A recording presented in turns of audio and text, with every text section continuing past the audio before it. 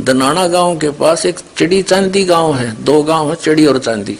वो वैसे well known दोनों गांव से जाने जाते हैं नामों से, लेकिन चांदी अलग गांव है।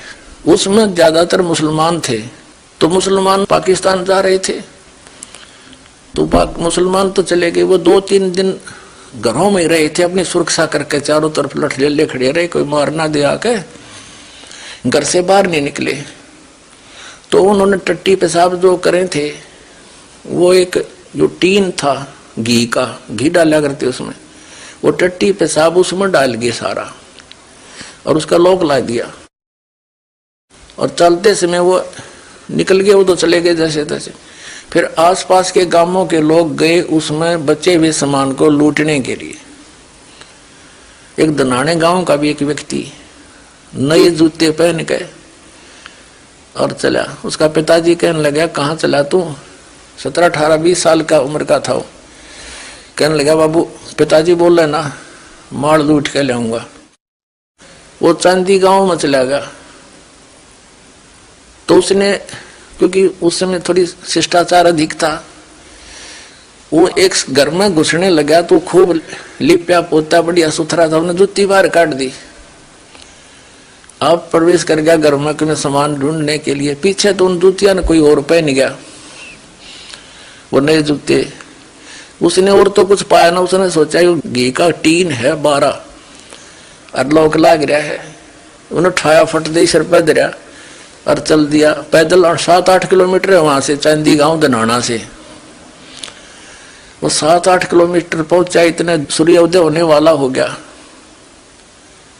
उसका पिताजी उसने गली में बैठा पाया द्वार के सामने। जूते कहाँ तेरे? और वो गया, जब उसके पिता ने कहा था जूती ना खोइए, क्योंकि उसमें बड़ा गरीब समय था, जूते मुश्किल से बना करते। तो पिताजी ने जूतियां की चिंता थी, तेरी जूती कहाँ है? बोला, बोल रहा है ना, जूती तो गई सो गई, माल ले रहा हूं, आजा। उन्हें भीतर जाके और कोठे में खोला, साड़ में रख दिया। बोला, जा बाबू दिखाऊंगा। पिताजी वो तोड़ा तुला तोड़ा, देखा उसमें गोबर गंध बड़ा, टट्टी पेशाब। मारे उसका बाबू ने, मारे उसके दुआ चढ़े, दुष्ट यूके ले आ गए तू। अब उसने कोई गली में गिर देना, बार बार ना के कौन डालने दे, उन्हें ठा के सिर पे 2 किलोमीटर और डाल का बड़ी मजाक। उन्हें गिरना मुश्किल हो गया, घर तो उठाना मुश्किल हो गया। तो यो सत्यार्थ प्रकाश वो चांदी वाला घी का 12 था। हरियाचार्य सिर पर ठाए अंडे थे। हरिदास ने इसका ताला खोल के दिखा दिया, इसमें माल तो देख लो के है, लेवल तो देसी घी का है, पर माल के ही दिखा दिया इनका। ये भी न कि फूकना मुश्किल हो जाएगा।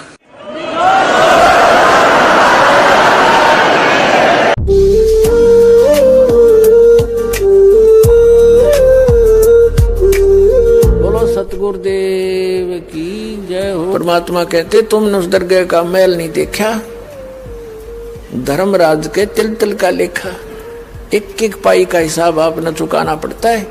और इस जैसे अभी आपको बताया कि पहले इस अज्ञानता में आपने कितनी गलती कर दी और कितने अपराध बन गए।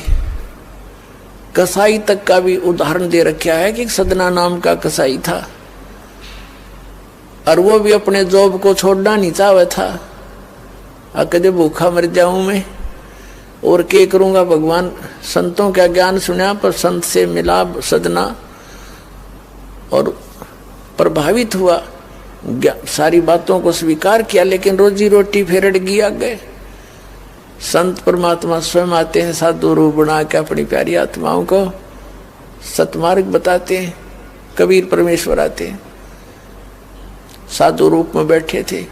तो सदना कसाई ने सत्संग सुना, परमेश्वर जो संत रूप में आए हुए थे, कबीर जी बड़ा प्रभावित हुआ, अपने कर्मों की तरफ झांका और कहा, भगवान मैंने तो नाश कर दिया, क्या मेरा भी उद्धार हो सके गुरुदेव, हे महात्मा जी।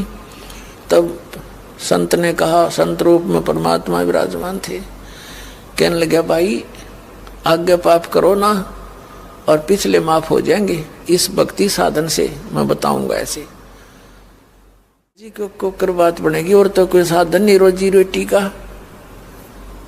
परमात्मा संत जी ने कहा, परमात्मा संत रूप में बैठे थे, बेटा पेट में भगवान न पाला तू, जब कौन रोटी लेकर जाया करता तेरी, कौन पहुंचाता था?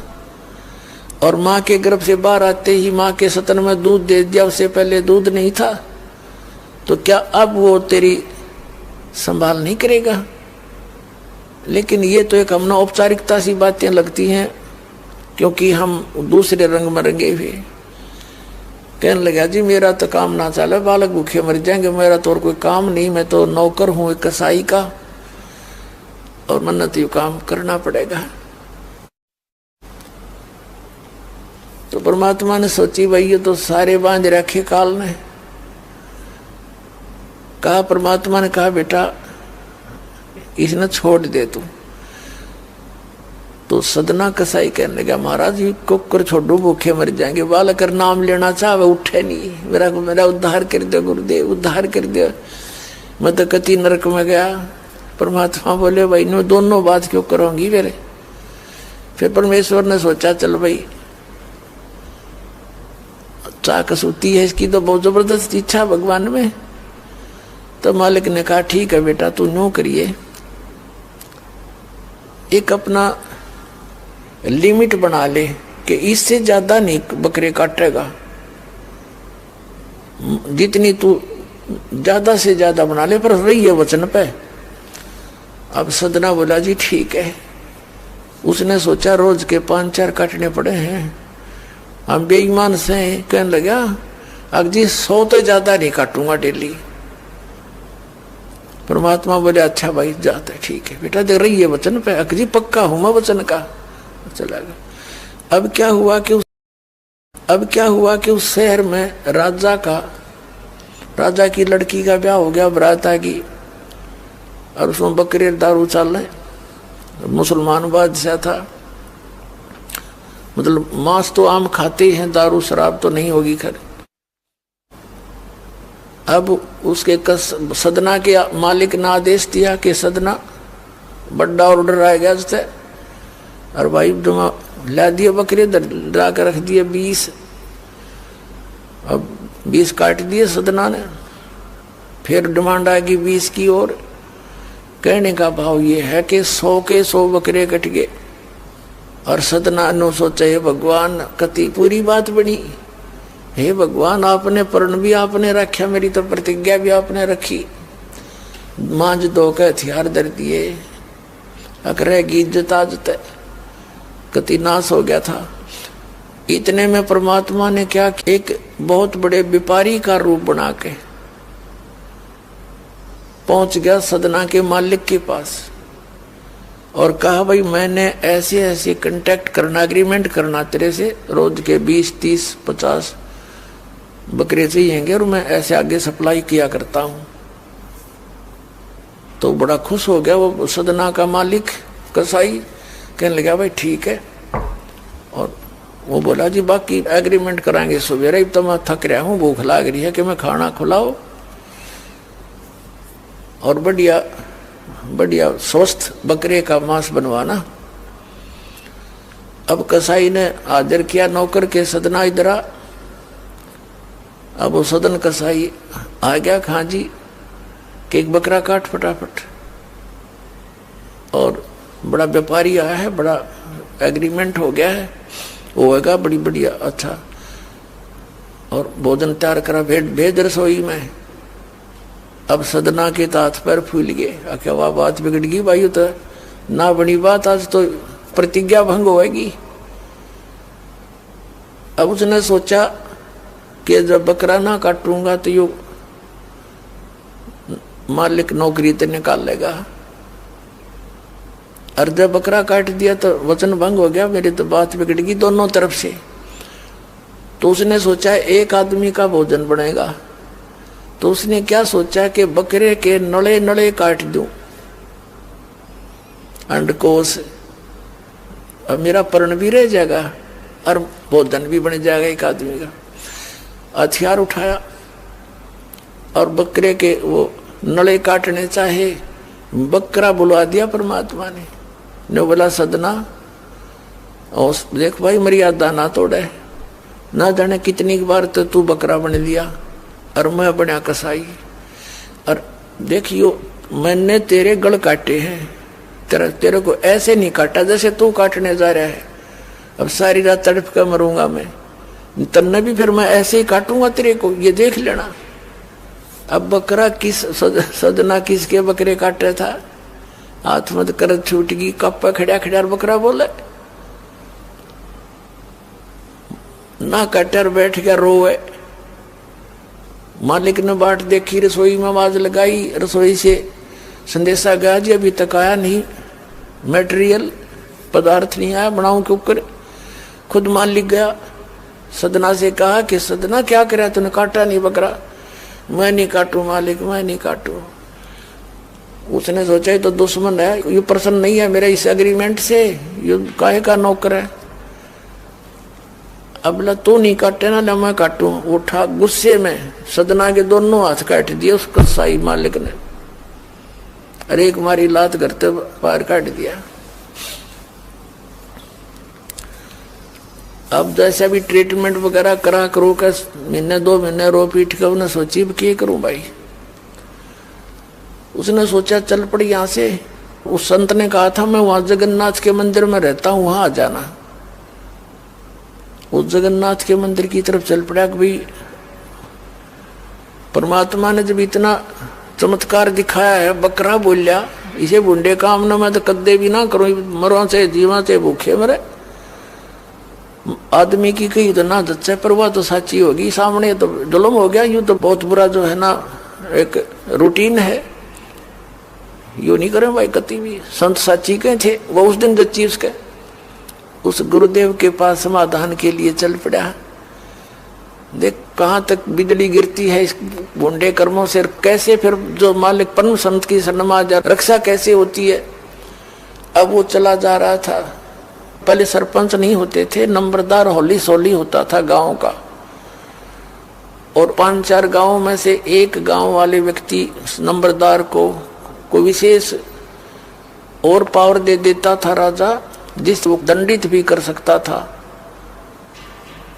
रास्ते में जा रहा था, नंबरदार के घर पे रुक गया और कहा जी मैं रात न रुकूंगा, मैंने आगे यात्रा पे जाना है, जगन्नाथ में जा रहा हूं। तो पहले धार्मिक वैसे तो आम व्यक्ति की बहुत इज्जत करता थे, अतिथि की। नंबरदार ने सदना को रोक लिया, रुक जा भाई, भाई रोटी खाइए, अलग से व्यवस्था कर दी, खाना खुना खा ठाठ तरह। अब क्या हुआ कि उस नंबरदार की पत्नी जो थी वो बैड कैरेक्टर थी, उसने सदना के साथ दुर्व्यवहार करने की चेष्टा की। वो रोने लग गया, माई मत महा दुखी व्यक्ति हो, रात काटनी है, काटन दे तो काट लेने दे ना, मैं भी चला जाऊंगा। तो उसने फिर शोर मचा दिया, अपनी बेइज्जती समझ के लोग इकट्ठे हो गए, अक्यों मेरी इज्जत का गाक बने था, पकड़ लिया। और वहीं उस शहर के अंदर, साथ में ही शहर था, वहां ले गए। राजा था, वहां का नवाब था, उसके सामने उसको पेश किया गया, उसको सजा सुना दी कि इसको मीनार में चिन दो, भुगत कर मरे। इसको कितना नंबरदार ने इसको इज्जत से रखा और इसने धोखा किया, उसी के साथ पत्नी के साथ दुर्व्यवहार करने की चेष्टा की। और उसकी पत्नी ने गवाही दे दी, जी मेरे ऐसे ऐसे सतन पकड़ दिए इसने। अब मीनार के अंदर खड़ा करके मीनार चढ़वा दिया, बंद कर दिया। अकाब मर जाएगा, चिल्ला चिल्ला के रो पीट के। तब सदना ने अर्ज करी है, गुरुदेव मैं तो पापी आत्मा था, मुझे तो चाहे इससे बदतर मौत मार दो, लेकिन मुझे ये भगत कहे थे कि मंदिर में जावे ढेड और इसे इसके गुरु होंगे, और ऐसा करता था ऐसा करता था। दाता आपके नाम पर बट्टा लग गया, तो मैं तो नीच था, तो इससे भी बुरी मौत मार देते। दाता इस भक्ति की इज्जत रखियो मेरे मालिक। इतना ही कहा था, वो सारा मीनार फट गया और ईंटें उन सरपंच के सिर में लगी, उसकी पत्नी के दोनों सतन कट के वहीं गिर गए, खून चल पड़ा। और जिन्होंने ये संदेश सुनाया था अन्याय का फैसला सुना था, उनके सिर में ईंट लगी जा जाके। और देखा इतना आवाज हुई, आसपास सब भागे आए, देखने आए, और सदना के दोनों हाथ पूरे हो गए, कटे हुए नहीं रहे। बोलो सतगुरुदेव।